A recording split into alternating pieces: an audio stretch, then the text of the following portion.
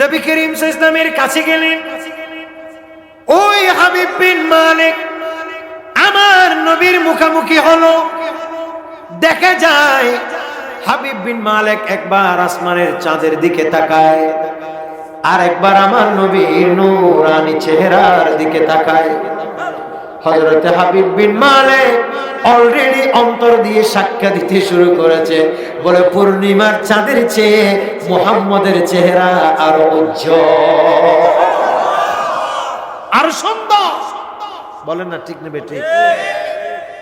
এবার আবু জেহেল রাসূলুল্লাহর মুখোমুখি হলো। আমার নবী বলেন, সাল, এই হাবিব বিন মালিক প্রশ্ন করো। আল্লাহ নবী বললেন, হে হাবিব বিন মালিক প্রশ্ন করো।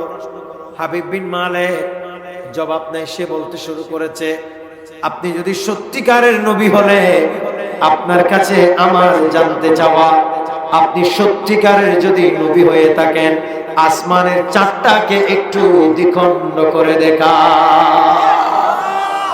আমার নবী জবান দিয়ে বললেন না। ইমামে আব্দুল বাকি জুরকানি রাহমাতুল্লাহ আলাইহি তিনি বলতেছেন, জুরকানি আলাল মাওয়াহিবে বলে, রাসূল করিম সাল্লাল্লাহু আলাইহি ওয়াসাল্লাম কি শুধু কেবল বলা হয়েছে, আমার নবী এখনো জবান খুলে নাই, শুধু আঙ্গুল মুবারক দিয়ে এভাবে ইশারা করেছে। ইশারা করার সাথে সাথে আসমানের চাঁদ দুখণ্ড হয়ে এক খণ্ড পড়ে গেছে জবলে আবু কুবাইসে, আর এক খণ্ড চলে এসেছে ভারতবর্ষের পূর্ব পাশে। জুড়ে বলুন সুবহানাল্লাহ। প্রিয় ভাইয়েরা আমার, কোরআনুল কারীমের যখন এই সূরা নাযিল হলো, নবী করিম সাল্লাল্লাহু তাআলা আলাইহি ওয়াসাল্লাম যখন সূরা নসর সাহাবায়ে কেরামদেরকে তিলাওয়াত করে শুনাইলেন, আমার নবী যখন বললেন, ইযা জাআ নাসরুল্লাহি ওয়াল ফাতহ, যখন আল্লাহর সাহায্য এবং বিজয় আসবে, এটার অর্থ হলো এটা। যখন এই কথা সাহাবায়ে কেরামের মধ্যে জানাজানি হলো, সাহাবীদের ভিতরে দুইটা দলে বিভক্ত হয়ে গেল। একদল এই সূরা শুনে আনন্দে উদ্বেলিত হয়ে হাসতেছে, আর একদল এই সূরা বুঝে ঢুকুরে ভেতরে গিয়ে গিয়ে চুপি চুপি চোখের পানি ছেড়ে দিয়ে কাঁদতেছে। এই সূরা যখন নাযিল হয়েছে, একদল সাহাবী আনন্দে হাসতেছে, কারণ আল্লাহর বিজয় আসবে। আল্লাহর বিজয় আসলে, আল্লাহর সাহায্য আসলে সবাই খুশি নেবে যা। কথা বলে না, খুশি নেবে যা। তো সবাই যখন আল্লাহর সাহায্য আসবে, যখন আল্লাহর বিজয় আসবে, তখন আল্লাহর সাহায্য এবং বিজয়ীর কথা শুনে অনেক সাহাবায়ে কেরাম আনন্দে উদ্বেলিত, অনেক সাহাবায়ে কেরাম আনন্দে উজ্জীবিত হয়ে গেছে, অনেক সাহাবায়ে কেরাম আনন্দে হাসতেছে। হ্যাঁ, আমাদের উপর আল্লাহর সাহায্য আসবে, হ্যাঁ আমাদের উপর আল্লাহর বিজয় আসবে। কিন্তু সাহাবায়ে কেরামদের মধ্যে কোন সাহাবায়ে কেরাম, বিশেষ করে হযরতে সৈয়দুনা সিদ্দিকে আকবর, হযরতে সৈয়দুনা ফারুকে আযম, হযরতে সৈয়দুনা আব্দুল্লাহ ইবনে আব্বাস, উনাদের মতো যিনারা সাহাবী ছিলেন, এই কোরআনের তেলাওয়াত শুনে, সূরা নসরের তেলাওয়াত শুনে তারা চোখের পানি ছেড়ে দিয়ে ঝরঝর করে কাঁদছেন। একটু জোরে বলুন না সুবহানাল্লাহ। কিয়া কিয়া আসে মাতনা, কিয়া কিয়া আসে। কিন্তু কিছু কিছু সাহাবী মাতনা, কিছু কিছু সাহাবী কাঁদে। কেন কাঁদে? প্রিয় ভাইরা আমার, তখন সাহাবায়ে কেরাম বলা বলি করতে শুরু করছে, কি হয়েছে এমন, কেন দয়াল নবী রহমাতুল লিল আলামিনের উপরে সূরা নসর নাযিল হয়েছে?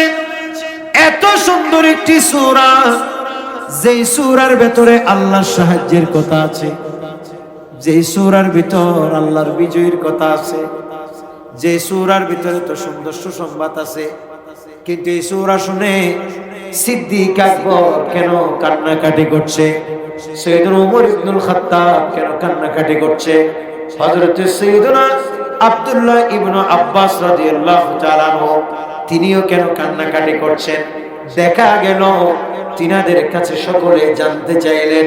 তিনারা বললেন, তোমরা মনে করেছো এই সূরার ভেতরে আল্লাহর সাহায্য এবং বিজয়ের কথা আছে?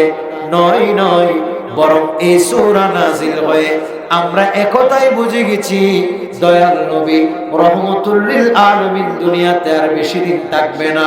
এই সূরার মাধ্যমে আমার নবীর ইন্তেকালের শুভ সংবাদ দেয়া হয়েছে, সেটা বুঝে কাঁদতেছি।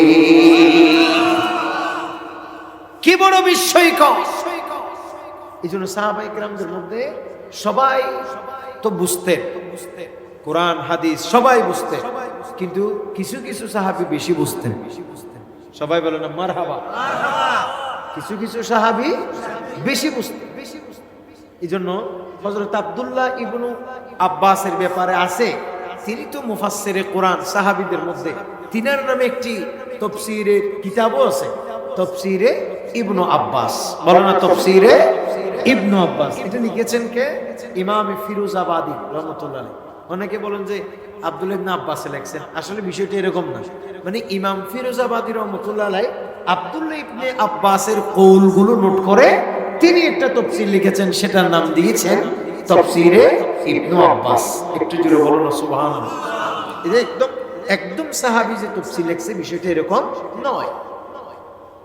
তো আব্দুল্লাহ ইবনে আব্বাসের বয়স তখন ছোট, এই সূরা যখন নাজিল হয়।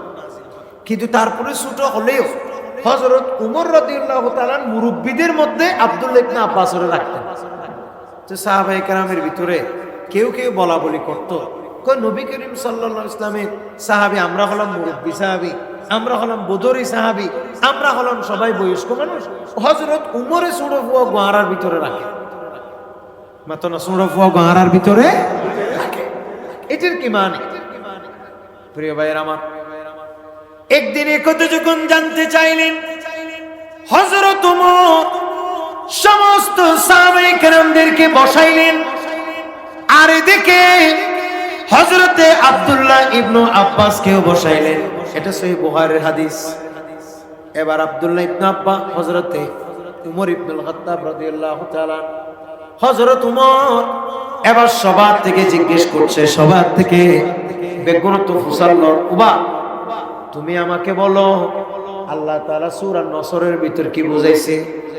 কেউ বলতেছে আল্লাহ সাহায্যের কথা বলছে, আর কেউ বলছে মক্কা বিজয়ের কথা বলছে, আর কেউ বলছে এটা, আর কেউ বলছে ওটা, আর কেউ বলতেছে এটা কি বুঝাইছে সেটা আমরা জানি না, আল্লাহই জানে। হযরতে উমর রাদিয়াল্লাহু তাআলা এই কথা শোনার পরে সাইয়্যিদুনা উমর ইবনুল খাত্তাব রাদিয়াল্লাহু তাআলা হযরত আব্দুল্লাহ ইবনে আব্বাসকে জিজ্ঞেস করলেন, হে আব্দুল্লাহ, সবাই তো এক একজন এক একটা বললেন, তুমি আমাকে বলো সূরা নসরের ভিতর আল্লাহ তাআলা কি বুঝাইছে? আল্লাহ কি বুঝিয়েছে সূরা নসরের ভিতর? হযরত আব্দুল্লাহ ইবনে আব্বাস বলতেছে, এখানে যারা যা বলছে এগুলো সব ঠিক আছে, কিন্তু আল্লাহ এগুলো বুঝাই নাই। এই সূরা নসরে আল্লাহ ইযা জাআ নাসরুল্লাহি ওয়াল ফাতহ ওয়া রাআইতান নাসা ইয়াদখুলুনা ফী দীনিল্লাহি আফওয়াজা ফাসাব্বিহ বিহামদি রাব্বিকা ওয়াস্তাগফির ইন্নাহু কানা তাওয়াবা। এই তিনটি আয়াতের মাধ্যমে আল্লাহ পাক সুবহানাহু ওয়া তাআলা একথাই বুঝিয়েছেন, আল্লাহ পাক সুবহানাহু ওয়া তাআলা একথাই বুঝিয়েছেন যে এই সূরার মাধ্যমে আল্লাহ বুঝিয়েছেন তোমাদের মাঝে আমার রাসূল আর বেশি দিন থাকবে না, মাত্র কিছুদিনের মধ্যেই আমার নবী পর্দার আড়াল করবেন, আমার রাসূল ওফাত বরণ করবেন। একটু জোরে বলুন সুবহানাল্লাহ। হযরত ওমর বলে, এই সাহাবীরা এবার কি বুঝছো এই যুবককে আমরা কেন তাকে মুরব্বিদের সাথে রাখি? এজন্য মনে রাখবেন যুবকেরা, মুরব্বিরাও খেয়াল রাখবেন, যুবকদের ভিতরে যারা দ্বীনের জ্ঞান রাখে, কথা বলেন কিসের জ্ঞান রাখে? দ্বীনের জ্ঞান রাখে। মুরব্বি যারা যুবকদের ভিতরে, যাদের সিনার ভিতরে আল্লাহর ডর আছে, যে সমস্ত তরুণদের ভিতরে আল্লাহর রাসূলের ইশক ও মুহাব্বত আছে, যে সমস্ত যুবকদের ভিতরে দ্বীনের মুহাব্বত আছে, ওই সমস্ত যুবকদের মর্যাদা আল্লাহর কাছে অনেক বেশি, অনেক বেশি, অনেক বেশি। একটু জোরে বলুন না সুবহানাল্লাহ। এই জন্য যুবক ভাইরা দ্বীনের জ্ঞান রাখবেন অন্তরে, আল্লাহর কোরআন পড়বেন, তিলাওয়াত করবেন। শুধু ফেসবুক পড়িয়েন না, মাঝে মধ্যে হোলি বুক পড়বেন, আল্লাহর কোরআন পড়বেন। হৃদয়টাকে প্রশস্ত করে দিবেন কে? আল্লাহ। আরো জোরে বলেন না কে? আল্লাহ। কিসের আপনার সৌন্দর্য মাধুর্যতা, কিসের এই দুনিয়াদারি? পৃথিবীর সবথেকে বড় সুন্দর ওই যুবকের হৃদয় যার সিনার ভেতরে আল্লাহর দ্বীনের জ্ঞান আছে। যেই সমস্ত মানুষের অন্তরে আমার রাসূলের ইশক ও মুহাব্বত আছে, তার চেয়ে সুন্দর মানুষ পৃথিবীতে একজনও নেই। কথা বলেন ঠিক কিনা? এই জন্য আল্লাহর জ্ঞান রাখবে, আল্লাহ রাসূলের মুহাব্বত রাখবেন অন্তরে। আমাদের যুবকেরা আজ দিন দিন ধ্বংস হয়ে যাচ্ছে, ঠিক কিনা? বরবাদ যাচ্ছে কমপ্লিট। অথচ নবী করিম সাল্লাল্লাহু আলাইহি ওয়াসাল্লামের বিভিন্ন হাদিস থেকে জানা যায় যুবকদেরকে বারবার আমার নবী উদ্বুদ্ধ করেছেন যাতে দ্বীনের পথে থাকে। আল্লামা ডক্টর ইকবাল বলেছে, দর জওয়ানি তওবা করদম সিওয়ায়ে পয়গম্বরি। বলে শোনো, যৌবনকালে ইবাদত করা, যুবক বয়সে ইবাদত করা এটা সাধারণ বিষয় নয়, এটা আম্বিয়া কেরামদের বৈশিষ্ট্য, এটা নবীগণের চরিত্র। জুড়ে বলেন সুবহানাল্লাহ। এই জন্য যুবকেরা হবে এক্সিলেন্ট, এখানের যুবকেরা হবে মডেল। আপনারাই সমাজ পরিবর্তন করবেন। সমাজে একজনে গাঁজা খাবে, আপনি যে মদ খাবেন, একজনে বিড়ি খাবে, আপনি যে গাঁজা খাবেন, এটা হবে না। বরং সমাজে যেই ব্যক্তি গাঁজা খায়, মদ খায়, সবাই তো আর খায় না, কেউ যদি একজনে খায়, আপনারা 10 জন যুবককে এক হয়ে যেতে হবে। বলবেন যে আমরা আমাদের প্রজন্মকে রক্ষা করতে চাই। তো প্রজন্ম কিভাবে রক্ষা হবে? যখন দেখবেন যে একজন যুবক গাঁজা খায়, যখন দেখবেন একজন যুবক মদ খায়, যখন দেখবেন একজন যুবক এরকম অনৈতিক কাজ করে, যখন দেখবেন সমাজে অরাজকতা, ফিতনা ফাসাদ একজন মানুষ সৃষ্টি করছে, আপনারা 10 জন গিয়ে তাকে বুঝান, ভাই তুমি এটা ছেড়ে দাও, তুমি আল্লাহর দ্বীনে চলে আসো, তুমি এই এলাকাটাকে সুন্দর করো। তুমি যদি আমাদের কথা মতো না চলো, তাহলে আমরা কিন্তু তোমাকে বয়কট করব। আপনারা যখন 10 জন ছেলে গিয়ে, 10 জন যুবক গিয়ে একজন যুবককে বারবার এ ধরনের কথা বলবেন, ওই যুবকও ভালো হয়ে যেতে বাধ্য হবে। কথা বলেন ঠিক কিনা? কিন্তু এখন তো সেটা হচ্ছে না, আমাদের সাথে নষ্ট হয়ে যাচ্ছে পুরো এরিয়া। কথা বলেন না ঠিক নেবে? ঠিক। আপনাদের ভিতরে থাকতে হবে দ্বীনের জজবা, সাহাবায়ে কেরামের যে আদর্শ, সেটা আপনার ভিতরে থাকতে হবে, সেটা আমাদের ভিতরে থাকতে হবে। শুধু দুনিয়ার চাকচিক্যতা, হুন্ডার বাহার, চুলের বাহার, শরীরের এই কোয়া কোয়া এই বডি, এই খনা হামত আইব না, মা তো না আইব না, আইব তো হতে। যদি অন্তর্গান মানুষ গরিত্তার অন্তর যদি আল্লাহর প্রেমে জ্বালাই পারেন, কথা বলেন না ঠিক নেবে? ঠিক। আল্লাহ পাক সুবহানাহু ওয়া তাআলা বলছে, ইন্না আকরামাকুম ইনদাল্লাহি আতকাকুম। বলে তোমাদের মধ্যে ওই ব্যক্তি আমি আল্লাহর কাছে সবচেয়ে শ্রেষ্ঠ ব্যক্তি। কোন ব্যক্তি? তোমাদের মধ্যে ওই ব্যক্তি আমার কাছে সবচেয়ে সম্মানী ব্যক্তি। কোন ব্যক্তি? বলে যার অন্তরের ভিতরে আমি আল্লাহর তাকওয়া আছে, আমি আল্লাহর ডর এবং ভয় আছে। একটু জোরে বলুন না সুবহানাল্লাহ। কখনো বাবা বিদেশ বলে আপনি ছেলে অহংকার করবেন না। কখনো বড় ভাই বিদেশ বলে আপনি ছোট ভাই অহংকার করবেন। কখনো পারিবারিক অর্থনৈতিক অবস্থা ভালো বলে জীবনে কোনোদিন অহংকার করবেন না। মানুষকে মানুষ বলে মনে করবেন। আমার নবী বলেন, যে ব্যক্তি ছোটদেরকে স্নেহ করে না, বড়দেরকে দয়া করে না, ফালাইসা মিন্নি, সেই ব্যক্তি আমি রাসূলের উম্মতের অন্তর্ভুক্ত নয়। এই জন্য বড়দেরকে শ্রদ্ধা, ছোটদেরকে স্নেহ মমতা, এটা থাকতে হবে। আপনাকে কেউ একজন থাপ্পড় দিছে, আপনি তার বিনিময়ে ঘুষি দিবেন না, আপনি তাকে হাসি মুখে একদিন ক্ষমা করে দেখেন, দেখবেন যে ওই যুবকের ভেতরে আপনার প্রতি অটোমেটিক একটা রেসপেক্ট তৈরি হবে, যেটা তলোয়ার দিয়ে কোনোদিন সম্ভব ছিল না। কথা বলেন ঠিক কিনা? এটা করে তাহলে সমাজটাকে সুন্দর করে দিবেন কে? আল্লাহ। আরো জোরে বলেন আল্লাহ। সেটা করে তৎকালীন আরবে একজন বড় নওজোয়ান সাহাবী ছিল, তার নাম হচ্ছে মুসআব ইবনু উমাইর। বলেন না মুসআব ইবনু উমাইর রাদিয়াল্লাহু তাআলা। তিনি ছিলেন এমন এক মহাপুরুষ যে ছিল অনেক বড় ধনী পরিবারের সন্তান, যেটাকে বলা হয়, মানে অনেকে বলে না, বলে সোনার চামিচ মুখে দিয়ে জন্মগ্রহণ করেছে, বলে না এরকম কথা, মানে অনেক বড় লোক, ধনী পরিবার সন্তান, এটা বোঝায় আর কি। তো হযরত মুসআব ইবনে উমাইর রাদিয়াল্লাহু তাআলা সেই রকম একটা পরিবারের সন্তান। এই মুসআব ইবনে উমাইরের ব্যাপারে কিতাবে এসেছে, তিনি কখনো এক জামা দুইবার পরতেন না, একটা কাপড় একবারেই পরতেন, তারপরে বিক্রি করে দিতেন অথবা দিয়ে দিতেন, দান করে দিতেন। এরকম একজন নওজোয়ান সাহাবী। তিনি তো কোনো সাহাবী হয় নাই, আমি যে কথা বলছি এগুলো সাহাবী হবার আগে।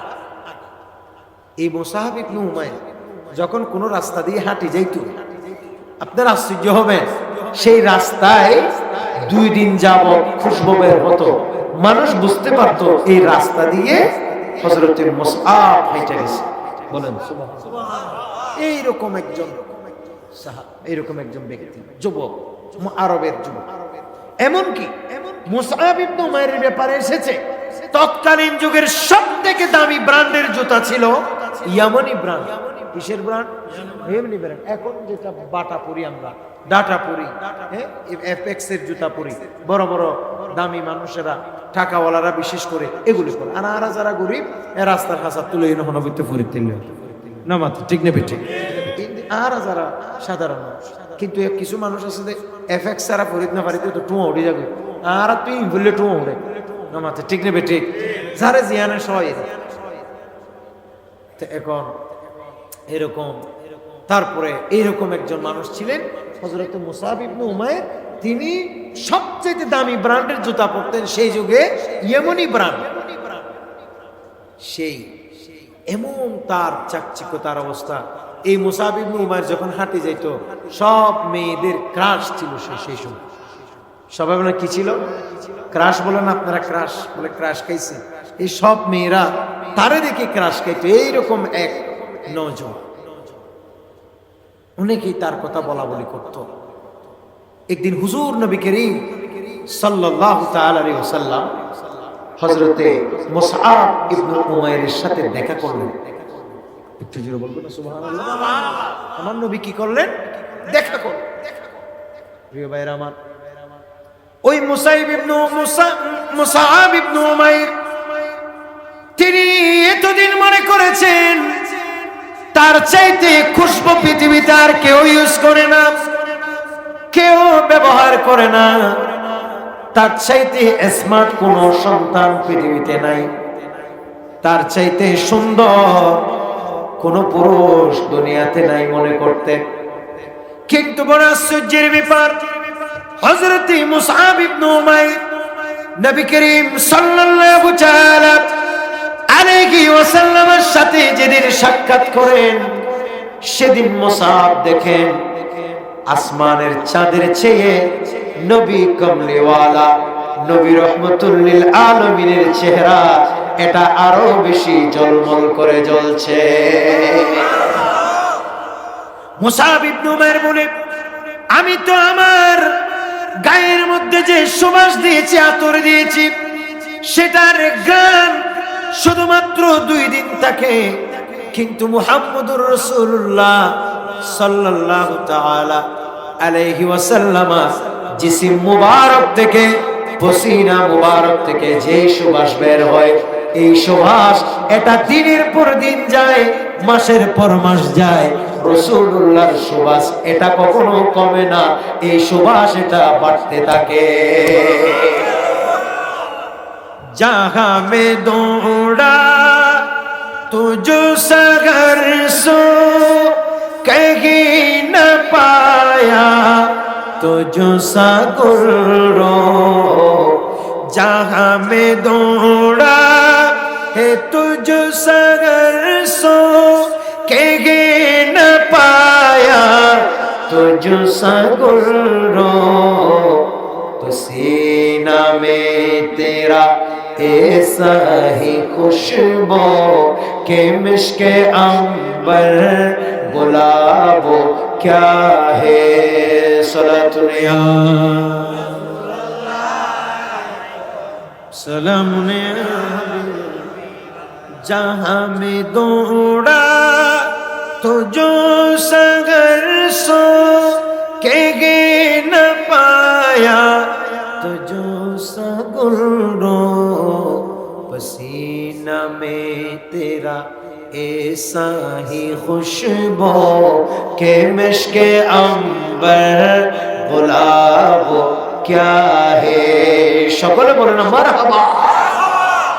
আমার নবীর খুশবের সামনে পৃথিবী, আমার নবীর গাম মুবারকের খুশবের সামনে পৃথিবীর সমস্ত খুশবু ফেল, এমনকি কস্তুরী থেকে শুরু করে পৃথিবীর যত নামি দামি ব্র্যান্ড আছে সমস্ত ব্র্যান্ডের খুশবু আমার নবীর গাম মুবারকের খুশবের সামনে কিছুই না।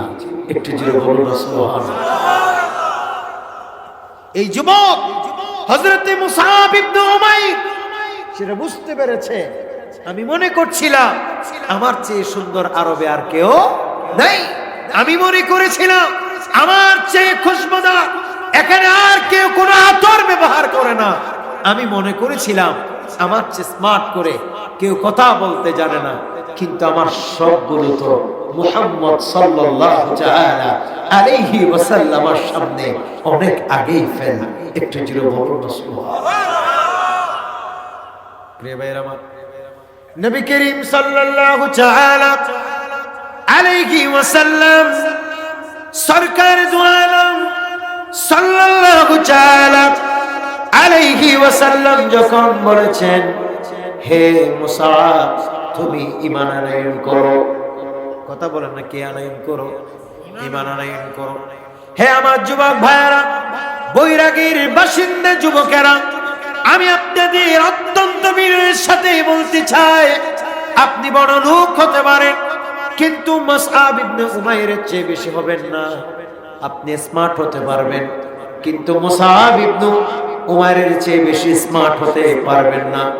আপনার শরীর থেকে খুশবু আসে সেটা মুসআব ইবনে উমাইরের চেয়ে বেশি হবে না।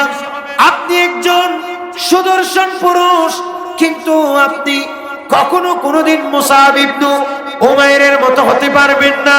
হযরত মুসআব ইবনে উমাইর এত সুন্দর একজন যুবক, কিন্তু যখনই আমার নবী তিনাকে ঈমানের কথা বলেছে, হযরত মুসআব ইবনে উমাইর দুনিয়ার সব কিছু ছেড়ে, দুনিয়ার রাজাগিরি, বাদশাগিরি, সম্পদগিরি, সমস্ত কিছু ছেড়ে, বড় লোকগিরি, শিল্পপতিগিরি সব কিছু ছেড়ে দয়াল নবী রহমতুল লিল আলামিনের হাতে হাত দিয়ে কলমা পড়ে মুহূর্তে মুসলমান হয়ে গেছে।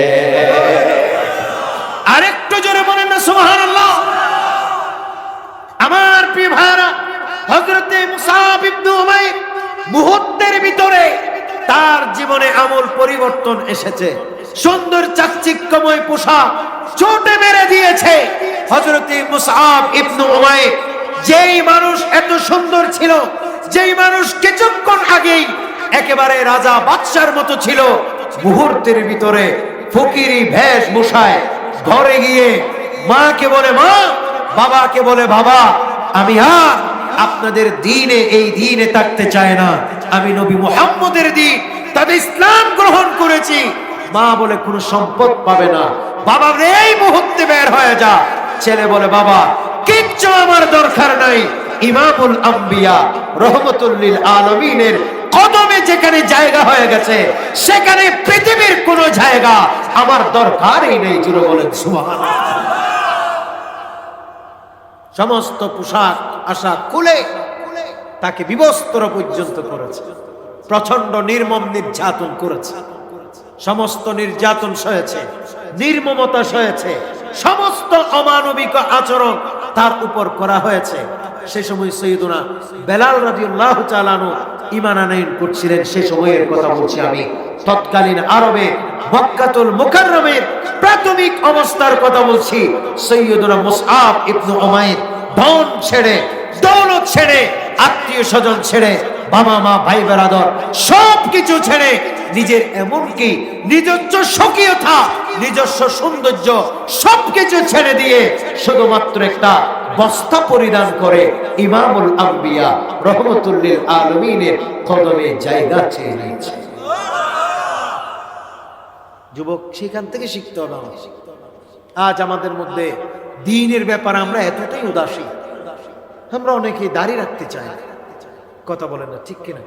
আমরা অনেকেই দাড়ি রাখতে চাই, এমনকি অনেক অভিশপ্ত মা বাবা আছে। আমি অভিশপ্ত মা বাবা বলি তাদেরকে, কাদেরকে? যারা নিজের ছেলে মেয়েদেরকে দ্বীনের শিক্ষায় শিক্ষিত করতে চায় না। এবং এমনকি এমন অভিশপ্ত অনেক মা বাবা আছে, কুয়াশায় যে দাঁড়িয়ে রায় বললাই মা হদ্দা এত সরো দাঁড়িয়ে নয়, তোর বাপ আইছে নহ রাখে, নাউজুবিল্লাহ নহর, তোর বাপে নহ রাখে, তুই নরাইস, ইয়া মনে শরীয়তের কোনো সম্পর্ক আছে নি? বাপে কি রিব মূল্যে? এই দুনিয়ার আপন জনা আজকে আছে কালকে নাই, দয়ার নবী মায়ার নবী আপন সদায়, আপন সদায়, এমন আপন নবী, এমন আপন নবী যার নাই উপমা, যে জন হবে আপনা, বলো না যে জন হবে আপনা, সেই তো মদিনা। সালাতুন ইয়া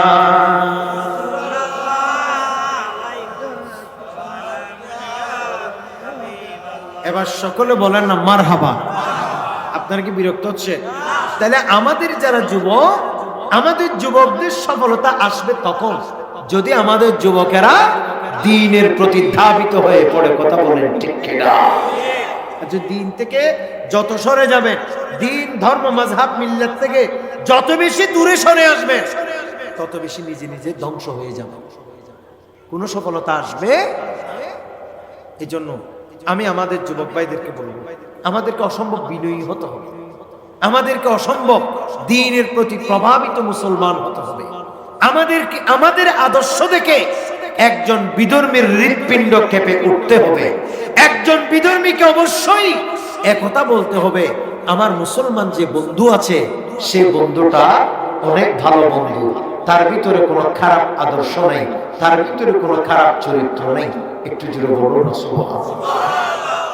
কিন্তু এখন তো আমাদের যে চরিত্র, আমাদের যে খাইচ্ছ, আমাদের এই চরিত্র দেখি বিধর্মী আরো অনেক খুশি হয়, কথা হয় বহুত ভালো আছে হিন্দু নামাতে, ঠিক নেবে ঠিক?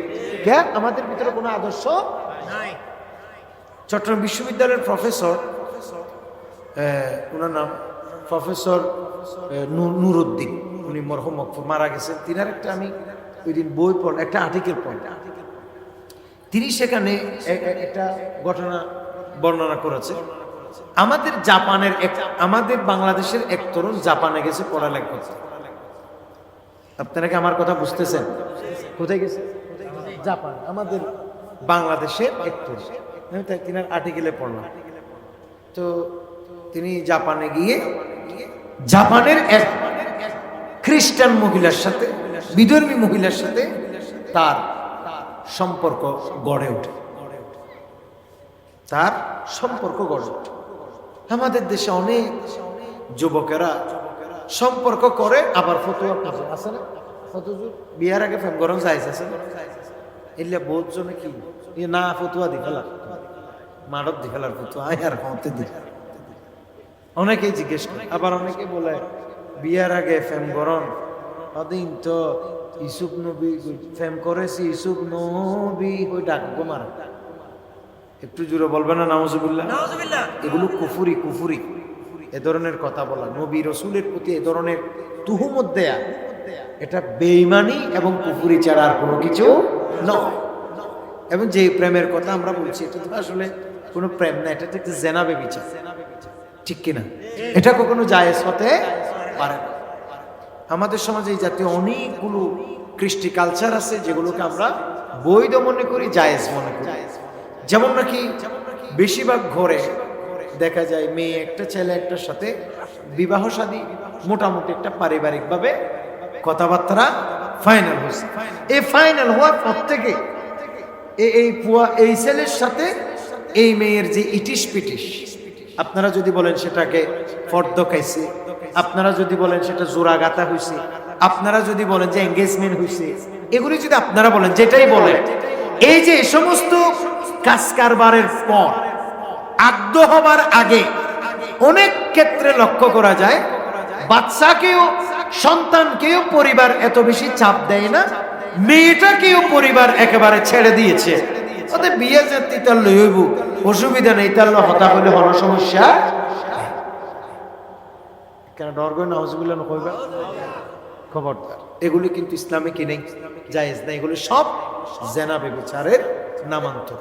আর এইসব গুনাহগুলো শুধু ছেলে মেয়েদের থেকে হবে না, আপনারা যারা অভিভাবক জেনে শুনে যারা এই সমস্ত কাজে আপনারা বাধা দেন না, আপনারাও কিন্তু এই ধরনের এগুলোর জন্য গুনাহের ভাগীদার কিন্তু সমান তালে আপনারা নিজেরাও হবেন। আপনারা আপনাদের পরিবার ছেলে মেয়েকে অবশ্যই অবশ্যই দ্বীনের ছায়াতলে আসার জন্য উদ্বুদ্ধ করা, এটাই হচ্ছে পরিবারের দায়িত্ব এবং কর্তব্য। কথা বলেন ঠিক? এই জন্য কোনোদিন অনেক সময় আমি নিজে দেখছি এঙ্গেজমেন্টের পরে, যেটা এঙ্গেজমেন্টে কি হয় না, এরকম জোড়াগাতা পরে বা কাবিনের পরে অনেক বিয়ে ভেঙে যায় না, তো যে এর আগে যেগুলো করছে এগুলো কি সব জানা বলছে। কখনো যতক্ষণ আদ্য হবে না ততক্ষণ পর্যন্ত ওই মেয়ে তার জন্য হালাল নয়। ঠিক কিনা? আমি কি কথা বুঝাইতে পারছি? এই জাতীয় কোনো কাজ করা যাবে হুজুর, বিয়ের নিয়তে কি প্রেম করা যাবে? আর বিয়ের নিয়তে প্রেম কেন করবেন? বিয়ের নিয়তে তো বিয়েই করবেন।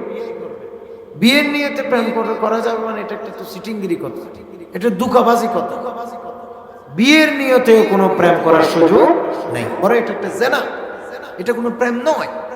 প্রেম বলা হয় স্বামী স্ত্রীর যে সম্পর্ক সেটাকে, প্রেম বলা হয় বাবা ছেলের যে সম্পর্ক সেটাকে, প্রেম বলা হয় মা ছেলের যে মধুর সম্পর্ক সেটাকে।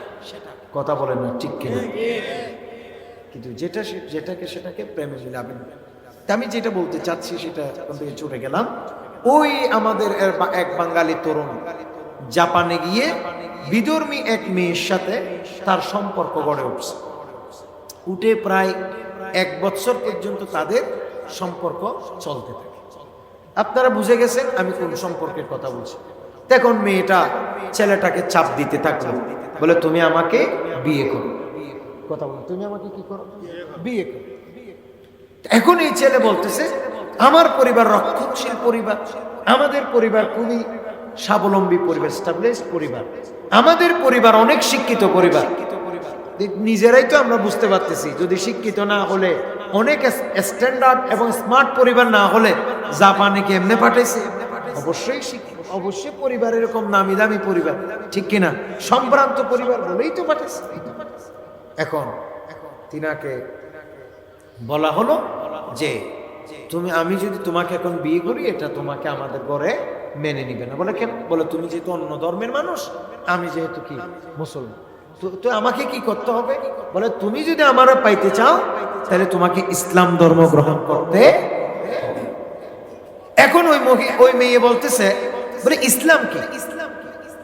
ইসলাম ধর্ম সেটা কি? এখন এবার তো বলো তো, এবার তো আর ইসলাম ধর্মই বুঝে জানি না মাত্র, এবার তো ইসলাম ধর্ম বুঝে জানি। তুই ইসলাম ধর্ম কি বুঝাই বললাই? ইবে গো আল্লাহর কোরআনের অনুবাদ, ইংরেজির কোরআনের অনুবাদ দিয়ে বেড়ায়। কি দিয়ে দেয়? কোরআন ইংরেজি, কোরআনের অনুবাদ মানে কোরআনুল কারীমের ইংরেজি বাংলা অনুবাদ নেই, এর লাগবে ইংরেজি অনুবাদ দিবেরে। ইসলাম সম্পর্কে যদি তুমি জানতে চাও তাহলে এই আল্লাহর কোরআন এটা পড়ো, এটা পড়লে তুমি বুঝে যাবা ইসলাম কি। একটু জোরে বলেন না সুবহানাল্লাহ। একটা ভালো কাজ করছে। এখন মেয়েটা 3 মাস পরে মেয়েটা আসছে। কথা বলো না, 3 মাস পরে মেয়েটা বলতেছে আমি মুসলমান হতে চাই। আমি কি হতে চাই? মুসলমান হতে চাই, কিন্তু আমি তোমাকে বিয়ে করতে চাই না। বলে কেন? বলে কারণ তুমি যে কিতাব আমাকে দিয়েছো এই কিতাবে কোনো ভুল নাই। আল্লাহু আকবার বলেন। এই কিতাবে কোনো ভুল নাই, এবং তুমি যে কিতাব আমাকে দিয়েছো এই কিতাবের ভিতর বর্ণিত হয়েছে যুবকের মহান এক আদর্শের কথা, মানুষের মহান চরিত্রের কথা বর্ণিত হয়েছে। আমি এই কোরআন পড়ে বুঝেছি তুমি মুসলমান ঠিক আছো, কিন্তু কোরআনের কোন আদর্শ তোমার ভিতরে আমি দেখিনি। সুতরাং আমি মুসলমান হয়ে গেছি, কিন্তু আমি তোমাকে বিয়ে করতে পারছি না। এ কথা বলে ওই নারী সেখান থেকে চলে গেলেন। একটু জুড়ে বলুন সুবহানাল্লাহ। আমাদের আদর্শ আজ সেরকম হয়ে গেছে। আমাদের যুবকেরা দিন দিন এমন ভাবে দিন থেকে বের হয়ে যাচ্ছে, দ্বীনের কাজ, ধর্মের কাজ তাদের কাছে একেবারে তুচ্ছ হয়ে দাঁড়িয়েছে। আর দুনিয়াদারি, ফেসবুকি, ইউটিউবি, জুয়া খেলার আসর, ক্যারমবোর্ড খেলার আসর, এভরিথিং এভাবে এই জাতীয় যত দৈনন্দিন জীবনে যত আমোদ ফুর্তির খেলনা দোলনা, এই আকাব জাব যেগুলি আছে সেগুলি আমাদের যুবকের জন্য অনেক বড় কিছু হয়ে দাঁড়িয়েছে। কথা বলেন ঠিক কিনা? তাই আপনাকে ভাই, আপনি যদি যুবক হলে আপনাকে সব থেকে বেশি গুরুত্ব দিতে হবে আমার নবীর দ্বীনকে। সুবহানাল্লাহ বলে। যার ফলশ্রুতিতে হযরত সৈয়দুনা, আমি ওখান থেকে গেছি, সৈয়দুনা আব্দুল্লাহ ইবনে আব্বাস কম হলেও বয়সে তরুণ হলেও যার ভিতরে আল্লাহর জ্ঞান থাকে, যে আল্লাহকে চিনে, যে রাসূলকে চিনে, সে বাস্তবিক জ্ঞানী। সে বয়সে তরুণ হতে পারে কিন্তু সে অনেক সিনিয়র। একটু জোরে বলুন সুবহানাল্লাহ। আমরা এরকম বলি না, হদিবে এনে ফুয়া গুরু লিখিব, হদিবে এইবে তো বহুত জ্ঞান, হদিবে আর তোমারে আর বয়স বেশি হলে হদিবে তো জ্ঞান বেশি হয় না? হয়। এই কিন্তু হাদিসে আছে, বুখারী রাখতেছে। এই জন্য সম্মানিত হবে। প্রিয় ভাইয়ের আমার, কথা বলছিলাম সূরা নসরের ভিতরে আল্লাহ পাক সুবহানাহু ওয়া তাআলা বলেছেন, ইযা জাআ নাসরুল্লাহি ওয়াল ফাতহ ওয়া রাআইতান নাসা ইয়াদখুলুনা ফি দীনিল্লাহি আফওয়াজা। একটু জোরে বলুন সুবহানাল্লাহ। আল্লাহ বলেন যখন আল্লাহর সাহায্য আসবে, যখন আল্লাহর বিজয় আসবে, বলেন না, যখন আল্লাহর সাহায্য আসবে, বিজয় আসবে, তখন কি হবে? ওয়ারাআইতান নাসা ইয়াদখুলুনা ফি দীনিল্লাহি আফওয়াজা। হে রাসূল, সে সময় আপনি দেখবেন মানুষ দলে দলে আল্লাহর দ্বীনে প্রবেশ করতে শুরু করেছে। দলে দলে দলে আল্লাহর দ্বীনে মানুষ প্রবেশ করছে। দলে দলে মানুষ আল্লাহর দ্বীনে প্রবেশ করছে। কখন? যখন আল্লাহর সাহায্য আসবে, বিজয় আসবে। আল্লাহর সাহায্য এখানে দুই ধরনের। কথা বলেন, আল্লাহর সাহায্য কয় ধরনের? দুই ধরনের। এক সাহায্য হচ্ছে এটা হচ্ছে নবী করিম সাল্লাল্লাহু আলাইহি ওয়াসাল্লামের মুজিজার মাধ্যমে সাহায্য। সুবহানাল্লাহ বলবেন না? আল্লাহর সাহায্য মানে রাসূল পাকের মুজিজা।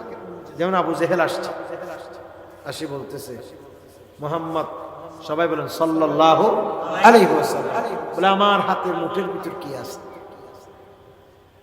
एक दिन का वाक़या अबू जहल ने कहा, या मोहम्मद हाथों में अंदर किया, या रसूल अल्लाह मेरे हाथों के अंदर किया। सुनते ही कंकड़िया इल्लल्लाह भूल उठा, सुनते ही कंकड़िया इल्लल्लाह भूल उठा। नूरुन अल्लाह नूर, नूरुन अल्लाह नूर है, ज़ाते अल्लाह पाक है। सल्ले अला मुहम्मद, बशर में आया है मगर नूरुन अल्लाह नूर है। सलातुन या সালামুন ইয়া হাবিবাল্লাহ। আবু জেহেল বলে, ইয়া রাসূলুল্লাহ, ইয়া হাবিবাল্লাহ, যদি আপনি সত্যিকারের নবী হলে আপনি বলেন আমার হাতের ভিতরে কি আছে? বলেন আমার হাতের ভিতর কি আছে? আমার নবী বলেন, আবু জেহেল সেটাকে আমি বলবো নাকি হাতের ভিতরে কি আছে সেটা নিজে বলবে? আমার নবী জবান দিয়ে এই কথা বলতে দেরি সাথে সাথে আবু জেহেলের হাতের ভিতরে, হাতের মুষ্টির ভিতরে যে পাথর ছিল সেই পাথরের জবান খুলে গেছে। সেই পাথর বলতে আরম্ভ করেছে, আশহাদু আল্লা ইলাহা ইল্লাল্লাহু ওয়া আন্না মুহাম্মাদুর রাসূলুল্লাহ। উচ্চ আওয়াজে বলুন সুবহানাল্লাহ। আমার নবীকে জিজ্ঞেস করেছে, হাতুর মুঠের ভিতর কি আছে? হাতুর মুঠত জিয়ান আছে, ইয়ানে মাটি পরিছে করে দেন ইবা খন হাউন হাতুম ফুসাল্ল একখানা ডর করে সুবহানাল্লাহ হোগা ইবো গো আল্লাহ সাহায্য, মাথা নিব গো আল্লাহ সাহায্য। এই সাহায্য যখন আসছে অনেক বিধর্মীরা আমার নবীর এই মুজিজা দেখে মুসলমান হয়ে গেছে। একটু জোরে বলুন সুবহানাল্লাহ। দেখা যাচ্ছে তৎকালীন আরবের আবু জেহেল, তৎকালীন এ আরো আবু জেহেল কত প্রশ্ন যে নবীরে করছে এটার কোনো পাত্তা হিসাব। সব প্রশ্নের জবাব দেয়, সবাই মুসলমান দেয়, কিন্তু আবু জেহেল যে লাও সে কন্দু এ কুত্তাল্লে সনকিয়া সুজা করি নফারে মারাত্মক। এরকম অনেক আছে, হাজারো প্রশ্ন করবে, আপনি হাজারো জবাব দিবেন, এটা অদ গুড়িগিরি তারিয়া তাই যায় আছে না নাই? একজনে বলে জিন সাধনা করে নমাতে, কি সাধনা? বিরক্ত দিলে কিন্তু হন ওনারা জিন যেতে সাধনা করে, তার একজন দুস্থ তুই কেন জিন সাধনা করেছে কেন আরে শিখে মাতো না আরে শিখে অদ দুস্থ ই বহুত কঠিন হাস নশিক হতে না আরে শিখো আর তুই শিখতো মনে হয়। তুমি যদি এখন মাহাত জিন সাধনা করতেছ তাহলে তুমি রাতে বাতি তাতে ব্যাগকে নিফাই দি সুন্দর করে এই মন্ত্র ফুরিবে জিন আইব বাস ফুরাই গেল জিন আইবর মন্ত্র শিখাই জিনরে যাইবর মন্ত্র ইতে শিখাই ইতে তিন নজানার ইতে খুশি হয়ে আই বাতি তাতে নিফাই দি সুন্দর করে ওরে বাপলে বাপ জিনরে ডাকা শুরু করছে জিন আইগি হতে বনিয়াদম মানব কি হস হবি কি হবি হ নইলে হাম যদি দিন কারস তোর গলা আছে যদি মারে ফেলে ইতে হদ বাজি কি চালি হতে নাই কি হাম দিম ফরতে তাই না জানি হতে আরো আরো বড় সামুদ্রিক বিরাট গো ফার আছে হতে ফার কেন মিলে দি মা বুড়ো করে ফার মিলে দিছি নাই কি হতে কিন্তু মিলাই দি এবার কি হবি হ হত বাচ্চা খুদি মিলাই দিয়ে সদ হত হত দিন না ফেলে তোর মারি ফেলে রে দূর হত বাজ না মারি সারা একটা বাসি তাই তুমছে হত ওই ফিসুদ্দি আর ফিসুদ্দি জিম বিরাট বিড়ে আছে হত বিড়ে গোড়াগো ফুর বানাই দে কি বানাই দে এলা বহুত দিগি নাম আছে দেউ দিগি ও সাত এটা কি এক আছে সাত কেন না আছে দেউ দি ইনকেন দেউ দিও এলা দেউ এলা বহুত জায়গা আছে দেউ বুঝতে পারলা কোনো ব্যাপার হইলে হইতে পারে।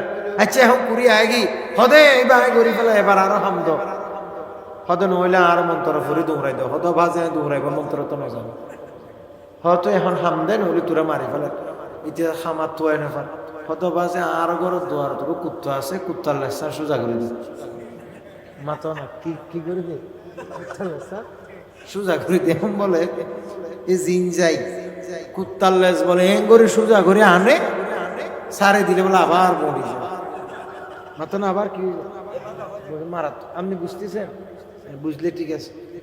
তারপরে আবার বলে কুত্তায় বলে জিনে বলে করে টানি সোজা করে একদম বলে নাক সোজা করে দে কুত্তার লেসে বলে আবার করে ব্যাহ হয়ে যায় জিনে হদ্দবাজি ইন্ডিয়া সমস্যা তার নবললাম জিনে হদ্দবাজি এসি হদ মানব আর মাপ করে দি সদায় না আর দৌড়াই বলে মন্ত্র লাগে কিন্তু আজি এখনো মন্ত্র ফরম করতে আজাদ দি পেলা কেন শহরে যে কিন্তু তোর কুত্তার লেস সোজা করে নেওয়া পারে এই আবু জেহেল কিসিন যারা কিন্তু আবু জেহেলের কিসিন নামাতে ঠিক না বেটি এই কুত্তার লেস যে ইল্লে এই আবু জেহেলাদের ইল্লে কিসিম যারা আছে হুম বেগুনে দাসর হাজার কোটি প্রশ্নের উত্তর দিবান মগরিতে জায়গা দিতে অদ দেতাই নামাতে ঠিক না বেটি এটা জায়গা এটা অদ দে এটা কোনো পরিবর্তন নাই তার ভিতর ওই কুত্তার লেজের মতো। আবু জেহেল বহুত প্রশ্ন করে, হতো সত্যিকার নবী এলাকা দাহ তো দাহাই হতো বহুত বড় জাদুঘর। নাউজুবিল্লাহ নহদ আর কেন জোরে বলেন নাউজুবিল্লাহ। এরকম অনেক। আবু জেহেল নিজে তো প্রশ্ন করছে একবার এরকম চিঠি লিখছে সে ওই ইয়েমনের বাদশার কাছে। আবু জেহেল চিঠি লিখছে কার কাছে? ইয়েমনের বাদশা ছিল সে সময় হাবিব বিন মালেক। সে হাবিব বিন মালেক বরাবর চিঠি লিখেছে, আই হাবিব বিন মালেক, আমার এই পত্র পাওয়ার সাথে সাথে তুমি একটু এখানে মক্কাতুল মুকাররমায় চলে আসিও, কারণ মক্কা শরীফে এমন একজন বের হয়েছে যিনি নিজেকে নবী বলে দাবি করছে। আমি অনেক প্রশ্ন করেছি, সে অনেক বড় জাদুকর, আমার সকল প্রশ্নের জবাব দিয়েছে, কিন্তু তুমি আসো এমন একটা প্রশ্ন করবা যাতে করে তিনি যেন সবার সামনে যেন প্রশ্নের উত্তর দিতে না পারে। একটু জোরে বলো না নাউজুবিল্লাহ। আর কেন ডর করে না নাউজুবিল্লাহ। আবু জেহেলদের চিন্তা ভাবনা হচ্ছে নবীজি কিছু জানে আর কিছু জানে না, ঠিক না বেটি? কিন্তু আমাদের বিশ্বাস আকায়েদ আহলে সুন্নাহ হচ্ছে আল্লাহ পাক সুবহানাহু ওয়া তাআলা আমার নবীরে কুরআন শিখাইছে, আর রহমান আল্লামাল কুরআন। একটা ডরবে সুবহানাল্লাহ হবে। আর কুরআনের ভিতরে সব কিছুই আছে, তিবিয়ানুল লিকুল্লি শাই। আল্লাহ বলতেছেন এই কুরআনে সব আছে। বলেন আল্লাহু আকবার।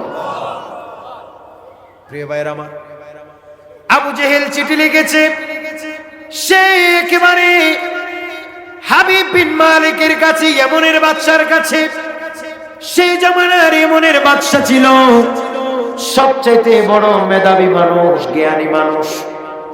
আবু জেহেলের বিশ্বাস কেউ যদি মুহাম্মদকে আটকাইতে নাও পারে, সে হাবিব বিন মালিক আটকাইতে পারবে। হাবিব বিন মালিক তো চালাক মানুষ, সবাই বলেন কি মানুষ? চালাক মানুষ।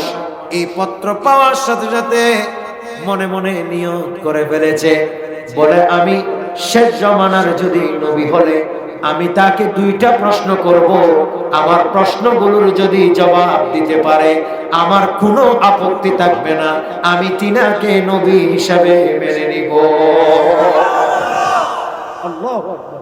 একজন বাদশা, দেশে প্রেসিডেন্ট, কত সুন্দর চিন্তা ভাবনা।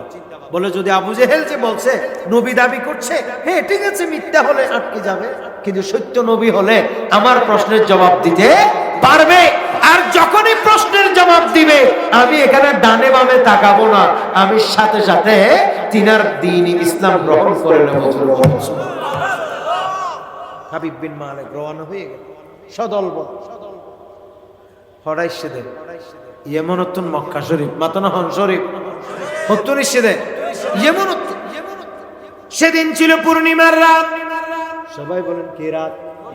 পূর্ণিমার রাত। আগে আবু জেহেলের সাথে সবগুলো কথাবার্তা হয়েছে। বলে তোমরা প্রশ্ন কিরকম কিরকম করছো? বলে ইল্লা করছি, ইল্লা করছি, করছি। কত বাজে তোরা তো ব্যাখ্যা শেষ করে দিস। প্রশ্ন তো আল্লাহর বাকি ন রাখস, দুনিয়ার প্রশ্ন তো ব্যাখ্যা শেষ। এখন আর কি হদায় এখন আসমানের প্রশ্ন দুজুম মাত্র না কিয়র প্রশ্ন? আসমানের প্রশ্ন তো ধরব, কারণ দুনিয়ার প্রশ্ন তোমরা সবগুলো করে ফেলেছো মুহাম্মদকে, তোমাদেরকে জবাবও দিয়েছে বরাবর। আল্লাহু আকবার বলেন। তারপরেও আজকে আমি যাব, আমি দুইটি প্রশ্ন করব তিনাকে। একটি প্রশ্ন আমার মুখ দিয়ে বলবো, আর একটি প্রশ্ন মুখে বলবো না, অন্তর দিয়ে বলবো। আমার প্রশ্নগুলোর জবাব যদি দিতে পারে, তাহলে হে আবু জেহেল তোমাকে সাক্ষ্য রেখে বলতেছি আমিও তিনার ধর্ম গ্রহণ করে নেব। অত অসুবিধা না আবু জেহেল, অত অসুবিধা নেই। আইও মুসলমান যে তুই যদিও তুই তেলে আই করতে পারে হতুর চলো। রাত ছিল পূর্ণিমার রাত। সবাই বলে না কিসের রাত? পূর্ণিমার। নবী করিম সাল্লাল্লাহু আলাইহি ওয়াসাল্লামের কাছে গেলেন। ওই হাবিব বিন মালিক আমার নবীর মুখামুখি হলো। দেখা যায় হাবিব বিন মালিক একবার আসমানের চাঁদের দিকে তাকায়, আর একবার আমার নবীর নূরানি চেহারার দিকে তাকায়। হযরতে হাবিব বিন মালিক অলরেডি অন্তর দিয়ে সাক্ষ্য দিতে শুরু করেছে, বলে পূর্ণিমার চাঁদের চেয়ে মুহাম্মদের চেহারা আরো উজ্জ্বল। আর সুন্দর। বলেন না ঠিক নেবে ঠিক। এবার আবু জেহেল রাসূলুল্লাহর মুখোমুখি হলো। আমার নবী বলেন, সাল, এই হাবিব বিন মালিক প্রশ্ন করো। আল্লাহ নবী বললেন, হে হাবিব বিন মালিক প্রশ্ন করো। হাবিব বিন মালিক জবাব নেই, সে বলতে শুরু করেছে, আপনি যদি সত্যিকারের নবী হলে আপনার কাছে আমার জানতে চাওয়া, আপনি সত্যিকারের যদি নবী হয়ে থাকেন আসমানের চাঁদটাকে একটু দ্বিখণ্ড করে দেখা। আর ডর করে আমার নবীর কাছে এসে বলল, এ মুহাম্মদ যদি সত্যিকারের নবী হলে আসমানের চাঁদটাকে দ্বিখণ্ড করে দেখান। আল্লাহু আকবার বলেন না। যদি সত্যিকারের কি হলে নবী হলে আসমানের চাঁদটাকে দ্বিখণ্ড করে দেখা। আমার নবী জবান দিয়ে বললেন না। ইমামে আব্দুল বাকি জুরকানি রাহমাতুল্লাহ আলাইহি তিনি বলতেছেন, জুরকানি আলাল মাওয়াহিবে বলে, রাসূল করিম সাল্লাল্লাহু আলাইহি ওয়াসাল্লাম কি শুধু কেবল বলা হয়েছে, আমার নবী এখনো জবান খুলে নাই, শুধু আঙ্গুল মুবারক দিয়ে এভাবে ইশারা করেছে। ইশারা করার সাথে সাথে আসমানের চাঁদ দুখণ্ড হয়ে এক খণ্ড পড়ে গেছে জবরে আবু কুবাইসে, আর এক খণ্ড চলে এসেছে ভারতবর্ষের পূর্ব পাশে। জুড়ে বলুন সুবহানাল্লাহ। আমার নবী জমিনে আর চন্দ্র হলো আসমানে। নবীর ইশারায় আকাশের চাঁদ দ্বিখণ্ড হয়ে গেল। একটু জোরে বলুন না সুবহানাল্লাহ। রাসূল তুমি ছিলে জমিনে আর চন্দ্র ছিল আসমানে, মক্কার কাফের গণে নবুয়ত প্রমাণে করে তোমায় আবেদন চন্দ্র করতে দ্বিখণ্ড, দেখে তোমার তর্জনী চাঁদ হয়ে যায় কোরবানি। আশেকের পরিচয় দিয়ে চির অম্লান হয়ে যায়। ইয়া রাসূলুল্লাহ ইয়া হাবিবাল্লাহ ইয়া রাসূলুল্লাহ ইয়া হাবিবাল্লাহ। সালাতুন ইয়া সালাম। প্রিয় ভাইরা আমার, এবার নবী করিম সাল্লাল্লাহু তাআলা আলাইহি ওয়াসাল্লামকে বলা হয়েছে, আপনি যদি সত্যিকারের নবী হলে আসমানের চাঁদ দ্বিখণ্ড করে দেখা, মাত্র হখণ্ড দ্বিখণ্ড করে দেখা। আমার নবী জমিনে শুধুমাত্র আঙ্গুল মুবারক দিয়ে ইশারা করেছেন, আসমানের চাঁদ দ্বিখণ্ড হয়ে গেছে। এই মুজিজা দেখে হযরতে আল্লাহর হাবিব সাল্লাল্লাহু আলাইহি ওয়াসাল্লাম সহ অনেক সাহাবায়ে কেরাম সেখানে ছিলেন। এই মুজিজা দেখে অসংখ্য আল্লাহর বান্দা মুহূর্তের ভিতরে কলমা পড়ে ঈমান এনেছে। মুহূর্তের ভিতরে ঈমান নিয়ে এসেছে। চাঁদকে দুই টুকরা করে আঙ্গুলের ইশারায় ইহুদি কাফের সব মুসলমান হয়ে যায়। চাঁদকে দুই টুকরা করে আঙ্গুলের ইশারায় ইহুদি কাফের সব মুসলমান হয়ে যায়। ইহুদি কাফের সব মুসলমান হয়ে যায়। আরে তিনি যে আল্লাহর হাবিব, তিনি যে আল্লাহর হাবিব নবী মুস্তাফা। মারহাবা মারহাবা দয়াল নবী মারহাবা। সালাতুন আলাইকুম সালাম ইয়া হাবিবাল্লাহ। এবার সকলে বলেন না মারহাবা। আমার ভাইরা, নবী করিম সাল্লাল্লাহু আলাইহি ওয়াসাল্লামকে শুধুমাত্র বলা হয়েছে আল্লাহর হাবিব সাল্লাল্লাহু তাআলা আলাইহি ওয়াসাল্লাম এই জমিন থেকে দাঁড়িয়ে ইশারা করার সাথে সাথে আসমানের চাঁদ ফেটে দুই খণ্ড হয়ে গেছে। একটু জোরে বলুন সুবহানাল্লাহ।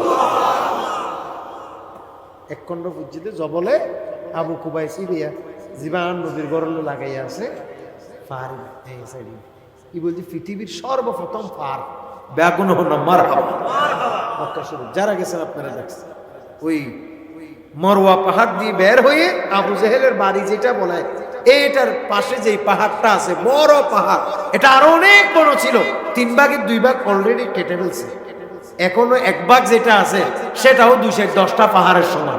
সবাই বলেন মারহাবা। এটা হচ্ছে পৃথিবীর সর্বপ্রথম পাহাড়।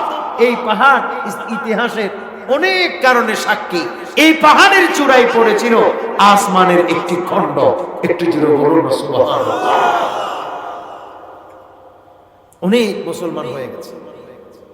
ওই হাবিব বিন মালিক মাতনা হাবিব বিন ইবালি ইয়েমেনের বাদশা মাতনা কিয়ের বাদশা ইবে প্রশ্ন করি ওই তো হইয়া হুয়ান দুইয়ান অলরেডি একখান কি গই আর একখান প্রশ্ন আছে ইবা হুজুর আর একটা প্রশ্ন আছে, সেটা আমি মুখ দিয়ে বলবো না। মাতনা মুখ দিয়ে বলবো না। আচ্ছা আর নবীর কি ব্যাগে মুখে হম করিব না? মাতনা ব্যাগে মুখে হম করিব না? মদিনা শরীফ ইয়ার ভাই লোকমান হাকিম হেলালি সাহেব সব সময় যায়, এবং যারা ওনারা গিয়ন ওনারা বুঝিবান বাজ। মদিনা শরীফ কি নিয়ামত জায়গা, আল্লাহর কসম এনে মুখে হম করতো না, মনে মনে তুয়াইবান দে জিয়ান তুয়ন ইয়ান যদি এটা তাকে দয় সামনে আইজে সুবহানাল্লাহ নহদ দে। মনে করেন মানুষ গিয়ে লোকমান ভাই গিয়ে বাহারে তুয়ার এই মনে মনে তুয়াতে কি আর ন হয় এই বেরে তুয়াতে তুয়াতে মনে করে আয় গিয়ে দিয়ে বুঝিয়ে দেরিবে এই বাহারে তুয়ার দেব দে আইবে সামনে ঘুরে ইল্লা নিয়ামত আইজো ইল্লা বিয়াগুন হন মারহাবা। হ্যাঁ নবী ইমামুল আম্বিয়া রাহমাতুল্লিল হাবিব বিন মালিক হুজুর আরোগ্য প্রশ্ন তো উত্তর দিদিও বল যেটা ডুগি আরোগ্য প্রশ্নের উত্তর আয় চাই মাতন আরোগ্য প্রশ্নের উত্তর আয় দিবে কি দিবে ইয়ার শরীফ আমি মুখে হইতাম মাতন না মুখে হইতাম তুই বান মনত আছে। আমার নবী বলেন আই হাবিব বিন মালিক তুমি এই কথা মানুষকে মুখে বলতে লজ্জা পাইতেছ। সুবহানাল্লাহ নহ তুমি মানুষকে মুখে বলতে লজ্জা পাচ্ছ, এই প্রশ্ন তোমার মনের ভিতরে ঘুরপাক খাইতেছে। এই কথা তুমি শরমে কাউকে বলতে পারছো না। তুমি একজন ইয়েমেনের বাদশা, আল্লাহ তোমাকে একটা মেয়ে দিয়েছে। মেয়ে মাতন কি দিয়েছে? মেয়ে দিয়েছে। ওই মেয়ে হাত দিয়ে ধরতে পারে না, ওই মেয়ে পা দিয়ে হাঁটতে পারে না, ওই মেয়ে চোখ দিয়ে দেখতে পারে না, ওই মেয়ে জবান দিয়ে কথা বলতে পারে না। একেবারে এরকম সিরিয়াস ক্যাটাগরি একটা প্রতিবন্ধী মেয়ে তোমার ঘরে আছে। বলে ইয়া রাসূলুল্লাহ, হ্যাঁ হ্যাঁ। বলে হে আল্লাহর নবী আমি সে কথা আপনাকে বলতে চাচ্ছি। বলে হে হাবিব বিন মালিক তুমি ওই মেয়ের টেনশনে অনেক অস্থির হয়ে আছো, তুমি ওই মেয়ের ব্যাপারে আমার কাছে জানতে চাচ্ছ। আমি তোমাকে মক্কাতুল মুকাররমা বসে আমি তোমাকে সুসংবাদ দিচ্ছি, তুমি এক্ষুনি ইয়েমেন চলে যাও। তোমার ওই মেয়ের হাত আল্লাহ ভালো করে দিয়েছে, পা দিয়ে তক্ষণে হাঁটতেছে, জবান দিয়ে তক্ষণে আমি রাসূলের কলমা পড়েছে, এতক্ষণে চক্ষু দুটি খুলে আল্লাহর কোরআন পড়তে শুরু করেছে। তুমি এক্ষুনি চলে যাও, তোমার ওই মেয়ে আগের সেই মেয়ে নয়, এখন তার সব কিছুতে আমূল পরিবর্তন এসেছে। তুমি চলে যাও, তুমি ইয়েমেনে গিয়ে দেখবে তোমার আগের সেই মেয়ে এখন আর সেই মেয়ে নাই, এখন ভালো হয়ে গেছে। এই কথা বলতেই হাবিব বিন মালিক আমার নবীর কদমে লুটিয়ে পড়েছে, সাথে সাথে ঈমান আনয়ন করেছে। এটাও ইদা জাআ নাসরুল্লাহি ওয়াল ফাতহুর অন্তর্ভুক্ত। একটু জোরে বলুন সুবহানাল্লাহ।